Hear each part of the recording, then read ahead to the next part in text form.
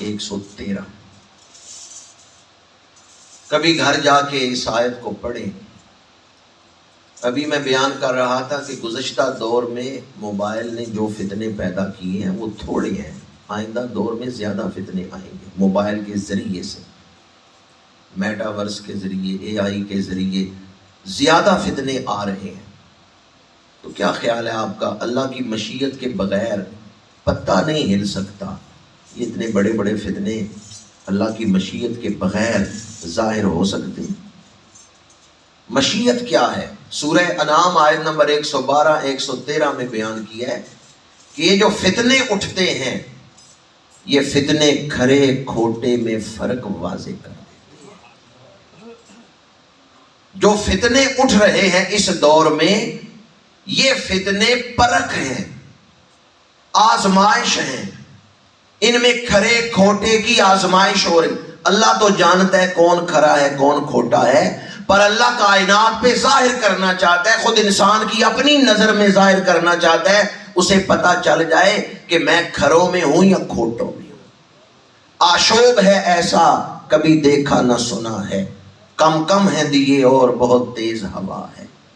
کم کم ہیں دیے اور بہت تیز ہوا ہے، آشوب ہے ایسا کبھی دیکھا نہ سنا ہے، پر یہی آشوب تو میزان وفا ہے، یہی آشوب تو میزان وفا ہے۔ اس ترازو پہ ہی تو تولا جا رہا ہے کہ کون وزن میں پورا ہے اور کون تھوڑا ہے۔ موبائل ہو، اس میں آپشنز آپ کے پاس موجود ہوں، پھر آپ اپنے آپ کو بچا لیں، اپنے وقت کو بچا لیں، فضولیات کی طرف توجہ نہ دیں، تو آپ امتحان میں کامیاب ہو گئے۔ یہی آشوب تو میزان وفا ہے، اے دل یہ کڑا وقت ہی عرفان وفا ہے۔ کڑے وقت میں، اوکھے وقت میں ہی دوستوں کا پتہ چلتا ہے، مشکل وقت میں ہی پتہ چلتا ہے کہ کون وفادار ہے۔ فتنے کھرے اور کھوٹے میں فرق واضح کرتے ہیں۔ کسی فتنے کی طرف مائل ہونے سے پہلے سورہ مبارکہ المومنون کی 3 آیت مبارکہ یا پھر سورہ مبارکہ الانعام کی آیت نمبر 112 اور 113 اسے ذہن میں رکھیں کہ یہ فتنہ میری پرکھ کر رہا ہے، مجھے آزما رہا ہے، یا میں کھوٹوں میں شامل ہو جاؤں گا یا سچے لوگوں میں شامل ہو جاؤں گا۔ ایک قدم انسان کو منزل سے صدیاں دور لے جاتا ہے، اس لیے ہر ایک قدم ذمہ داری سے اور سوچ سمجھ کے اٹھائیں۔ پیر بلے شاہ قصوری نے پنجابی میں بڑی خوبصورت ترجمانی کی ہے، فرماتے ہیں اے دنیا تلکن ویڑا ہے، تھم تھم کے ٹرو اندھیرا ہے۔ کون سا ویڑا؟ تلکن، کہتے ہیں وہاں پیر نہ رکھو جہاں پھسلنے کا خطرہ ہے۔ اور محدث ابن جوزی کمال تشریح انہوں نے کی ہے اس مضمون کی، وہ فرماتے ہیں ہاروت ماروت نے ایسا جادو سکھایا جس سے میاں بیوی میں جدائی ڈالی جاتی تھی۔ فَإِنَّ الدُّنْيَا أَسْحَرُ مِنْ ہاروت و ماروت، پر دنیا ایسی جادوگرنی ہے جو ہاروت ماروت سے بڑا جادو کر رہی ہے۔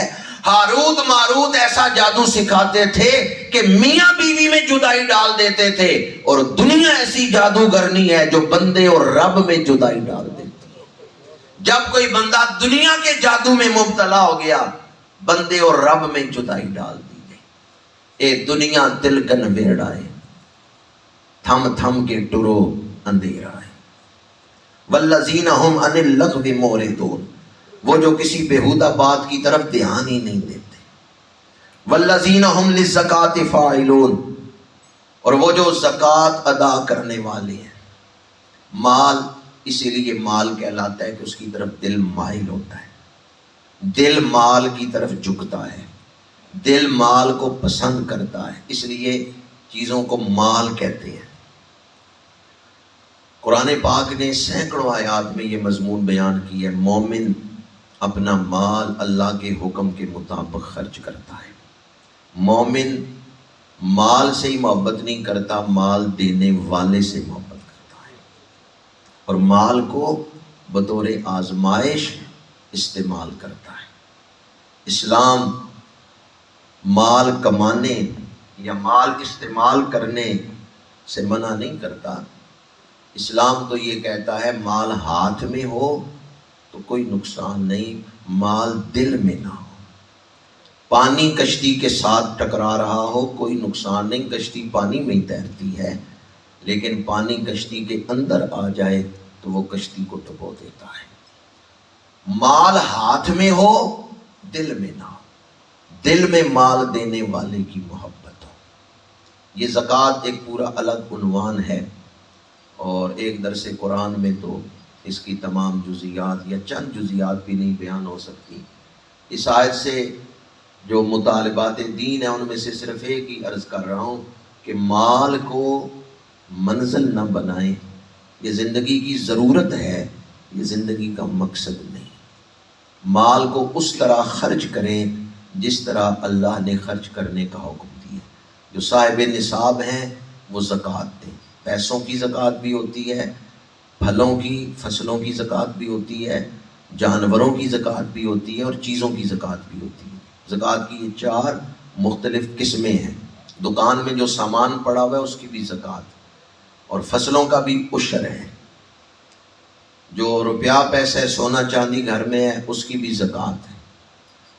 تو مال یعنی روپیہ پیسہ کی زکوٰۃ، چیزوں کی زکوٰۃ، جانوروں کی زکوٰۃ، 40 بکریاں جس کے پاس ہیں اس پر بھی زکوٰۃ ہے، 30 بیل یا گائے جس کے پاس ہیں اس پر، 5 اونٹ ہیں اس پر بھی زکوٰۃ، تو جانوروں کی بھی زکوٰۃ ہے۔ اور اسی طرح پھلوں کی فصلوں کی زکوٰۃ، چیزوں کی زکوٰۃ، یہ 4 مختلف قسمیں ہیں۔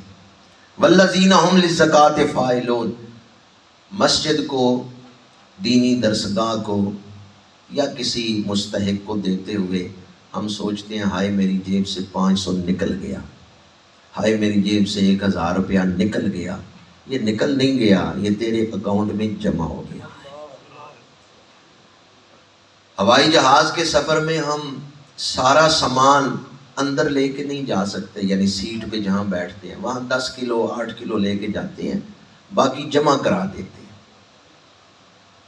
اور ہوائی جہاز کے عملے پر ہمیں یقین ہوتا ہے کہ جنہیں ہم مال جمع کرا رہے ہیں یہ کھا نہیں جائیں گے، جب ہم اگلے اسٹیشن پہ پہنچیں گے جمع کرایا ہوا مال ہمیں مل جائے گا۔ اب آپ نے غور کرنا ہے، جب ہم اگلے اسٹیشن پہ پہنچیں گے ہوائی جہاز کے عملے کو جمع کرایا ہوا سامان ہمیں مل جائے گا، جب اگلے اسٹیشن پہ پہنچیں گے جمع کرایا ہوا مال ہمیں مل جائے گا۔ جتنا یقین ہوائی جہاز کے عملے پہ ہے اتنا یقین کبھی اللہ کے نظام پہ ہو جائے گا۔ تو پھر دین کے راستے میں مال خرچ کرتے ہوئے انسان گھبرائے نہ، اسے یقین ہو جب دنیا کا اسٹیشن چھوڑ کے میں برزخ کے اسٹیشن پہ جاؤں گا جمع کرایا ہوا مال مجھے مل جائے گا۔ جب حشر کے میدان اس اسٹیشن پہ میں پہنچوں گا جمع کرایا ہوا مال مجھے مل جائے گا۔ والذین هم للزکاۃ فاعلون، وہ لوگ کامیاب ہوئے، مراد کو پہنچے جو اپنے مالوں کی زکوٰۃ ادا کرتے ہیں۔ والذین هم لفروجہم حافظون، اور وہ جو اپنی شرمگاہوں کی حفاظت کرتے ہیں۔ پاکیزگی کردار، کردار کی پاکیزگی، اسلام شرم و حیا کا دین ہے۔ ابھی میں عرض کر رہا تھا کہ بگڑا ہوا انسان درندوں سے زیادہ خطرناک ہوتا ہے۔ اگر کوئی بھیڑیا، کوئی شیر آپ کے گھر کی طرف آ رہا ہو تو آپ دروازہ بند کر دیں گے، اپنے آپ کو بچا لیں گے کہ بھیڑیا آیا، شیر آیا، چیر پھاڑ دے گا۔ لیکن بگڑا ہوا انسان جسے آپ اپنا بھائی سمجھ رہے ہیں، عزیز سمجھ رہے ہیں، اس کے لیے آپ گھر کے دروازے کھول دیتے ہیں، اور پھر وہ بگڑا ہوا انسان آپ کی عزت کو نقصان پہنچا دیتا ہے۔ اس لیے میں عرض کر رہا تھا کہ درندے اتنا نقصان نہیں پہنچاتے جتنا نقصان بگڑا ہوا انسان پہنچاتا ہے۔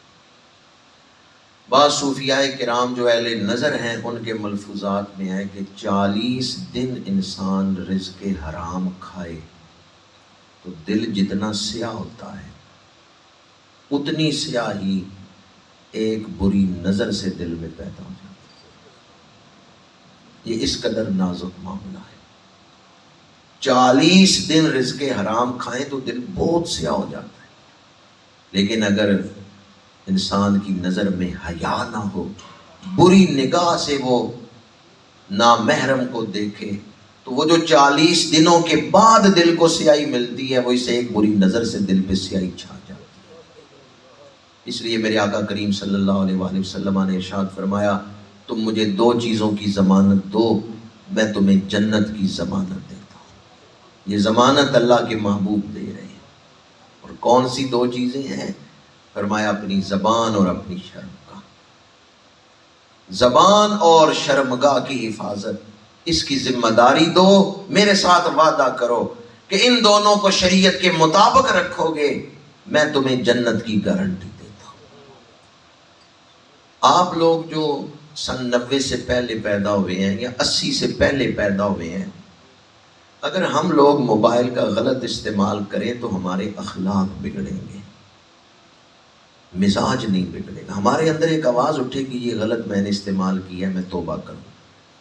لیکن وہ بچے جو موبائل کے بعد پیدا ہو رہے ہیں، جو 90 کے بعد آئے ہیں، یہ بچے اگر موبائل کا غلط استعمال کریں تو ان کے صرف اخلاق نہیں بگڑیں گے، ان کا مزاج بگڑ جائے گا. ان کو برائی نہیں لگے گی. آپ لوگوں نے جن بزرگوں کی صحبت اٹھائی ہے، جن علماء کے پاس بیٹھے ہیں، اگر ہم لوگ موبائل کا غلط استعمال کریں تو اخلاق بگڑے گا، مزاج نہیں بگڑے گا. لیکن نئی نسل وہ موبائل کا غلط استعمال کر رہی ہے، ان کا مزاج ہی بگڑ رہا ہے. ان کے ہاں غلط اور صحیح کا تصور اور ہے. جو نئی نسل ہے، موبائل نے ان کے ہاں غلط اور صحیح کا تصور ہی بدل دیا ہے، ان کے مزاج ہی بدل دی. یاد رکھیں، اخلاق خراب ہو اصلاح آسان ہے، مزاج بگڑ جائے اصلاح مشکل ہے. آپ یورپ میں جا کے یورپ کے بچوں کو حیا کے موضوع پر لیکچر دیں، ان کو سمجھ ہی نہیں آ سکتی حیا کیا چیز ہوتی، شرم کیا چیز ہوتی، کیونکہ وہ پروان ہی ایسے ماحول میں چڑھے الا ماشاء اللہ. مگر جس پر اللہ فضل کرے اس کو تو سمجھ آ سکتی ہے. بالعموم میں بات کر رہا ہوں. یہ آیت مبارکہ بہت بڑی دعوت فکر ہے. اگر دل میں حیا نہ ہو، 21 رمضان کو مولا علی شیر خدا کی شہادت ہوئی ہے. جس شخص نے آپ پہ وار کیا تھا وہ حافظ قرآن تھا، تہجد گزار تھا، بڑا پکا نمازی تھا. ایک عورت کے عشق میں مبتلا ہوا ہے. کتام نامی عورت کو اس نے دعوت نکاح دی ہے. اس نے کہا میرا حق مہر خون علی ہے. یہ محبت ایسی انسان کو اندھا کر دیتی ہے کہ اس نے پھر ایسی اعلیٰ عرفہ ہستی پہ تلوار چلائی ہے کہ خود بھی دائمی طور پہ بدبخت ہو گیا ہے. عبد الرحمن ابن ملجم اور اس کی ساری پچھلی عبادات نیکیاں بھی برباد اور ضائع ہو گئی. پانی پرن سہیلیاں تے رنگا رنگ کڑے، پریا اسی دا جانیے جس دا، پریا اسی دا جانیے جس دا توڑ چڑھے. نگاہوں کا غلط استعمال، بے حیائی کو فروغ دینا، یہ ایمان کی جڑ کاٹ دیتا ہے.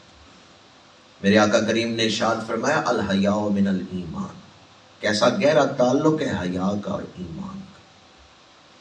ہم سب چاہتے ہیں کاش کبھی رسول اللہ کا دیدار نصیب ہو. نماز کے لیے وضو ضروری ہے. حضور کا دیدار کرنا ہے تو آنکھوں کو تو پاک کرنا ہوگا. انہاں کرنا دیدار سجن دا جنہاں اکھیاں سانپ کے رکھیاں. انہاں کرنا دیدار سجن دا جنہاں اکھیاں. روزے کے 2 پہلو ہیں، ایک روزے کا ظاہری پہلو، ایک روزے کا باطنی پہلو. ظاہری پہلو جو ہے اس میں روزہ لمیٹڈ ہے، محدود ہے. طلوع صبح صادق سے غروب آفتاب تک روزہ ہے. کھانے پینے عمل مجامت سے رکن ہے. طلوع صبح صادق غروب آفتاب، یہ محدود روزہ ہے. 14 گھنٹے کا روزہ ہے، کہیں 15 گھنٹے کا، کہیں 16 گھنٹے کا، پھر روزہ کھول دینا ہے. یہ روزے کا ظاہری پہلو ہے. لیکن روزے کا جو باطنی پہلو ہے اس میں افطار نہیں ہے. اس میں موت کی آخری سانس تک گناہوں سے اپنے آپ کو بچانا ہے. موت تک اپنے آپ کو تقوی پہ قائم رکھنا ہے. پریا اسیدہ جانیے جس دا توڑ. یہ جو ظاہری روزہ ہے یہ تو چند گھنٹوں بعد ہم نے کھول دینا ہے, کھانا ہے پینا ہے, لیکن مجھے بتائیں کیا کھانے میں سود کی اجازت ہے؟ وہ پابندی آپ نے آخری سانس تک. ایسا تو نہیں ہے کہ روزے کی افطاری کا وقت آیا تو اب چاہے حلال کھائیں چاہے حرام کھائیں, نہیں, حلال سے روزہ افطار کرنا ہے, ظاہری روزہ کھولنا ہے, لیکن جو باطنی روزہ ہے وہ موت تک قائم رکھنا ہے. تب آدمی متقین میں شمار ہوگا. والذین هم لفروجہم حافظون. اس وقت آندھی آئی ہوئی ہے بے حیائی کی. کالجوں یونیورسٹیوں میں ماحول, میرج ہالوں میں شادیوں کے موقع پر ماحول, یوں بھی بازاروں میں چلے جائیں. قرآن پاک میرے ہاتھ میں اور دکھتے ہوئے دل سے یہ بات کر رہا ہوں, رمضان کا مہینہ بچیاں جاتی ہیں بازار مہندی لگوانے, مرد مہندی لگوانے.